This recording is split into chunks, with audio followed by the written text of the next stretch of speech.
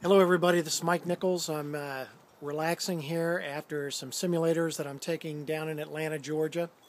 I'm visiting some friends of mine today down in Peachtree City, Georgia, Jon and Tammy Nowicki. Jon and I were talking a little bit about the folks we hang out with, and it brought to mind an adage my father used to say. He would say, show me who you're running with and I'll show you where you're going. So Jon brought out a book here. It's called The 30-Minute Conversation by Al Gonzales. Turns out that Jon and Tammy Nowicki are featured in the book here, and it talks about the very same things that Jon and I were talking about. So what I'd like to do is just ask Jon a couple questions. I'm going to go ahead and turn the camera around here. And we're talking about champions of life. And Jon, how you doing today, Jon? Good, Mike. Thanks for talking to me about this subject. But I wanted to talk a little bit about the chapter that was devoted to you and Tammy in the book, and it talks a little bit about your military service. And what do you think the crux of what Al was trying to get at when he prepared this book and your part in the book? Well, I can say for sure, Al Gonzales is a champion of life. He's been a guy. Tammy and I have known him for the last couple of years, and a real rags to riches story, and he puts it very well in the book here. This 30-minute conversation. The name of the book is about a 30-minute conversation he had with his father when he was 14 years old. That was, like your father said to you, show me who you're running with, and I'll show you what you're going to become. And Al, at the time, was living in Brownsville, Texas. He was the son of an immigrant farmer, and he knew if he didn't change something in his life, he was going to keep going down this road. And he had a burning desire to change his circumstances, and he did. He set some goals for himself to get out of Brownsville, eventually had a successful military career, and that's kind of where Al and I relate, and obviously Mike, you and I relate, because we go back a long ways to our days at the Naval Academy, and Al related that as well in the book, and he kind of talks about my military service and kind of the goals I set for myself to put me where I'm at today. Oh, that's great. That's great. So how did it come that he asked you to be part of the book? Well, we talked about our similar backgrounds.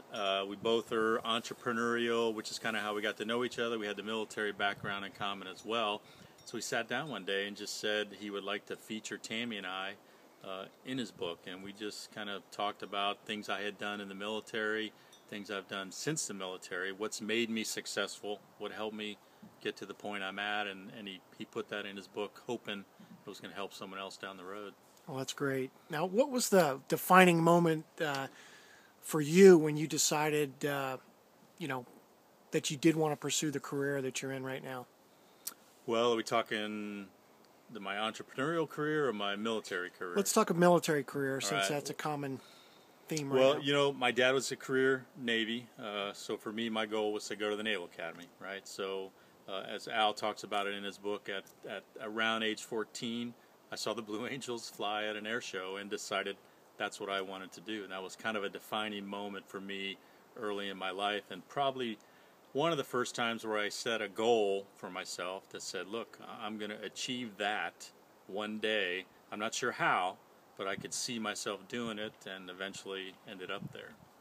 Right. So if you were to offer like one small piece of advice for somebody that's looking to make a change or trying to improve their lot in life, maybe they're just a little afraid to accomplish it, what would you say to them? Well, we talk a lot about goal setting, of course, in our profession and in our lives, but for me, the biggest key is you've got to be able to see yourself doing this, right? You've got to see it to believe it, okay? If you can't see yourself achieving this goal, it's never going to happen. For me, it was that day seeing the Blue Angels going, okay, I could actually see myself flying in one of those cockpits. So for me, that was the initial part of my belief that I could do this. So I guess that would be my tidbit. You got to see yourself doing what you want to accomplish. Well, that's great. Well, thanks a lot, Jon. That's some great advice. And once again, the book that we were just looking at today is a 30-minute conversation with Al Gonzales here. And I want everybody to have a wonderful day. We'll talk to you soon. Bye-bye.